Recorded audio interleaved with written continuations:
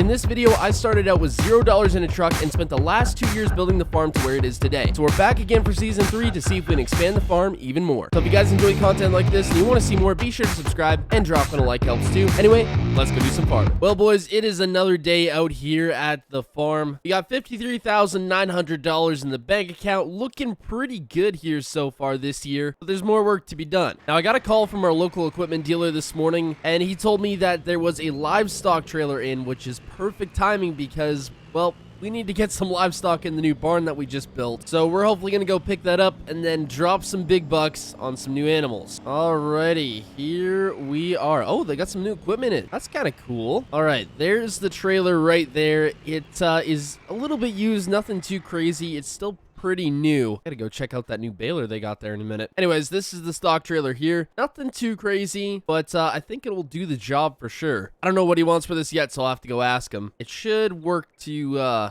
be towed by this. I guess we'll see though. Anyway, this new baler. Dang, this thing's fancy. Looks a lot better than my current one. Yeah, we don't need it. We don't need it. We're spending too much money as it is already. Well, deal done. That cost us $8,000, which is actually fairly decent for a used stock trailer. All right, well, we're gonna get this thing hooked up and head down to the animal dealer there. Hopefully we can score some cattle at a good price. Now, even though we may have about $46,000, just under that, we're still $150,000 in debt, which is not ideal, but hopefully these cattle will bring us some money. Well, we're just making it back to the barnyard here, and we spent $22,000 on milk cows, and we've got 20 of them. Now, I don't know how 20 of them fit in this trailer, but apparently 20 of them do. So we're gonna get these things unloaded, and then hopefully they can start producing us milk, which we can sell for some pretty good cash. So each one of these cows was about $1,100 a piece. Now, there's a little bit of water in the trough here, but this isn't going to cut it, so I've got to figure out something. And fast, because these guys cannot go without water. Okay, so I made some calls, and for about $3,000, I have managed to secure a water trailer, which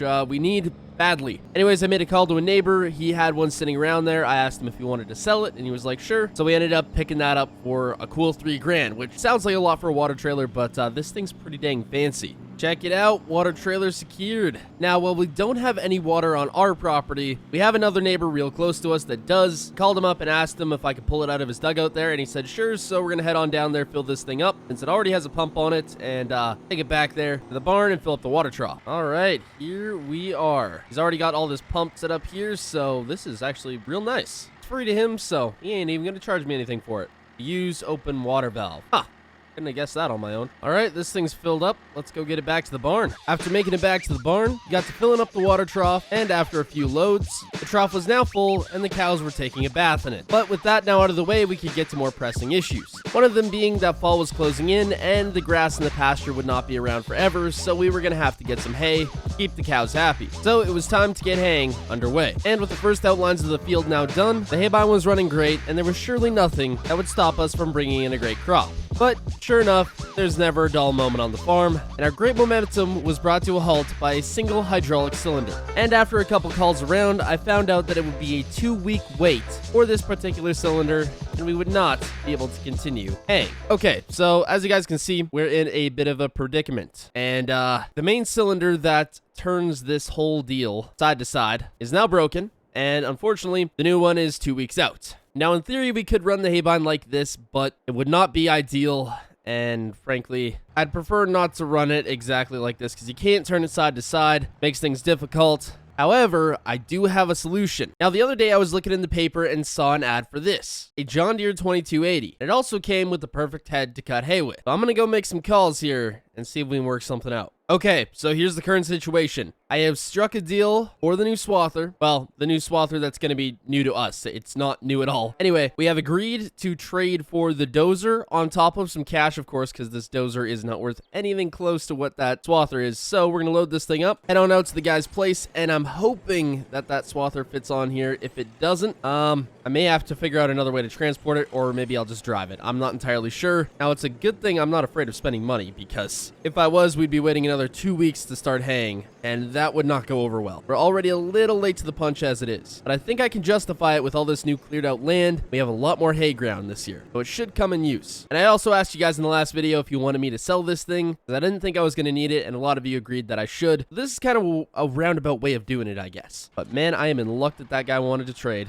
Whew. If he didn't, I might be in a world of hurt. Well, some days I'm lucky, some days I'm not. This was a mix of both. The unlucky part was, you know, I broke my hay bind. The lucky part was the guy I just bought this machine from said I could borrow his gooseneck trailer to haul it back, because it would not fit on my trailer, not by a long shot, and it barely fits on this thing. So we're gonna get this thing back to the yard, unload it, and take the gooseneck back and then grab my trailer. But when I tell you this machine is gonna make our operation a lot smoother, I am serious. This is gonna make things way faster. Now, the cutting head is smaller, but it shouldn't make an issue, because this thing will be able to go way faster. But man, I need a gooseneck trailer like this stat. But this thing's very expensive, so I don't think that's gonna happen anytime soon. So on top of the dozer trade, this thing was an extra $5,000 in cash, and I'm currently stuck on the trailer. This is not good. So yeah, $5,000 plus the dozer. There we go. Got off the trailer. Anyways, that's very, very dang good. I mean, this thing does have a lot of hours, so we definitely paid a fair price, but I'm not going to complain at all. I'm going to try this thing out real quick. Oh yeah, this is going to work phenomenally. I'd say about double the speed of the hay bind. Now, it is another piece of equipment to store and maintain, but I think we're going to keep this and then sell the hay bind. Now, I said he just put brand new knives on this thing, so it should work phenomenally, and it seems to be. And so far, I'm pretty dang happy with this purchase. This is going to be great. Now, in the future, if we do want, we can buy a bigger head, because this thing will support one, but they're really, really expensive, like $10,000 to $15,000 expensive, so we're going to have to wait on that, because currently our bank account is looking a little bit low, and we're still $150,000 in debt. So yeah, this ought to be fun. Anyways, test run is great on this thing, so I'm just going to park it. We're going to take back the trailer, and then we'll get back to work. And this thing even has tinted windows. How nice is that? After getting back to the farm, it was time to return to hang, but this time we'd be going a lot faster. With this new machine being much like a zero turn, it cut down on turning times, laid down a much cleaner swath, and ultimately was the better machine. With the field now done in record time, I decided I should probably cut my lawn,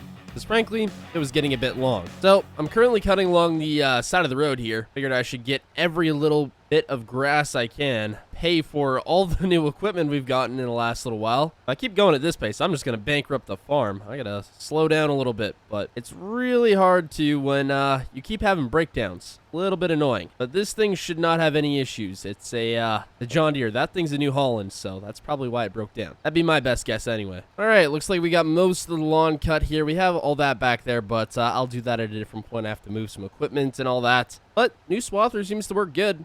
Pretty happy with it. Seems like it was a decent purchase. For now, at least. We're just headed out to the barn there to check on the cattle real quick. I think they should be doing good, but just want to check on them real quick. I still have plans to build a hay shed out here. I don't know if that's going to happen this year. I'll try to make it happen, but with all the extra costs, it's going to be a big undertaking if we do. That's probably going to cost me anywhere from $10,000 to $20,000. All right, yeah, everybody's looking good. And another massive advantage to having cows now is we're going to have liquid manure, which is really, really big. It cuts down on fertilizer costs, which are absolutely huge, and milk prices are very, very high right now, so should be a lot of big money. I also might want to get a small square baler or rent one or something just so I can toss some bales up here, because it might be nice in the winter time so I don't have to bring out a big old tractor every time, but oh well, we'll figure something out. Anyways, hope y'all enjoyed.